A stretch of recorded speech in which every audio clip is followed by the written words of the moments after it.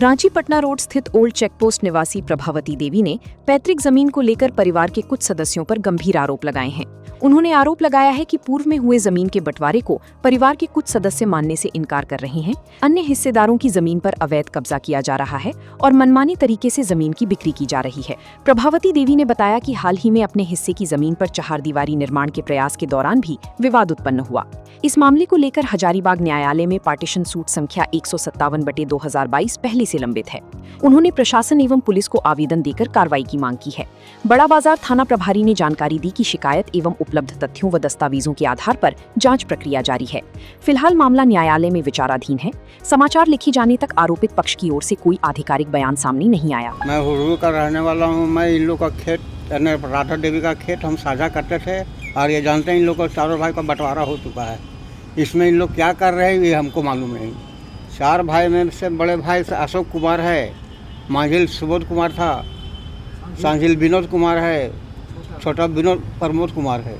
ये चारों में से बड़ा भाई इन लोग को जबरन इन लोग से ज़मीन उठी करके और इन लोग को बोलता है कि हमारा हिस्सा है। हम जो जानते हैं, हम जो खेती की है, इन लोग को बंटवारा भी है, वो पाट हम लोग को हम जानते हैं इन लोग को बांटा हुआ है। मेरा बाप मेरे नाम पर किया तो हम उससे पूछे कि आपका ज़मीन पेपर दिखाइए, आपके नाम पर कर दिया हम पिताजी। तो उसका पेपर बोले कि नहीं, पेपर तुम लोग को नहीं देखा है, ये मेरा ज़मीन है, हम लेकर के रखेंगे, तुम लोग को जहाँ जाना है वहाँ तक ले चले जाओ। ये देखिए हम लोग का चारों भाई का हिस्से का ये नक्शा के बाजू बना हुआ है। उसमें भी ये बाप बेटा मिल करके दबंगिंग के तौर पर ये ज़मीन जो है से हंसिया रहा है और हम लोग इसका पार्टीशन सूट दिए हुए हैं, चल रहा है कोर्ट केस में, इसके एसडीओ कोर्ट में भी चल रहा है, थाना में भी हम एप्लीकेशन दिया हुआ। और एक तत्काल में मेरा ज़मीन है 10 डिसमिल, उसमें जबरन मतलब बाउंड्री करवा रहा है, जिसमें प्रशासन के पास कई बार हम लोग गए हैं गुहार करने, प्रशासन सुना नहीं। हम रिसीविंग मांगे तो भी नहीं दिया।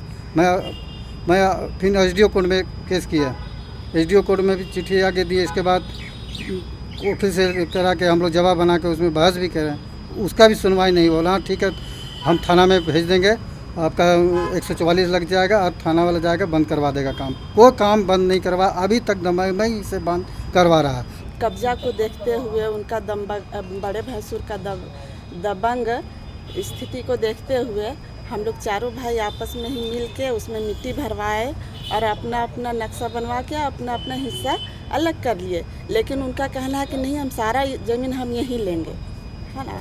और हम लोग का पार्टीशन सूट लगा हुआ है कोर्ट में, सिविल कोर्ट में लगा हुआ है, लेकिन उसको कानून को मतलब नहीं मानते हुए अपना मनमानी दिखाते हैं। और हम लोग को वहाँ से हम लोग को कुछ समझते ही नहीं है।